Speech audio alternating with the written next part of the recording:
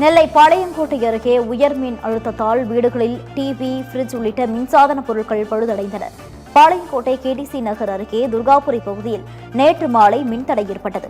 மின்தடை சரி செய்யப்பட்டு மீண்டும் மின்சாரம் வழங்கப்பட்ட போது வீடுகளில் உயர் மின் அழுத்தம் வந்துள்ளது. இதனால் வீடுகளில் இருந்த TV, fridge, washing machine, AC உள்ளிட்ட மின்சாதன பொருட்கள் பழுதடைந்தன. மின்சார வாரியத்தின் அலட்சியத்தால் பல லட்சம் ரூபாய் மதிப்புள்ள பொருட்கள் சேதமடைந்ததாக மக்கள் குற்றம் சாட்டியுள்ளனர்.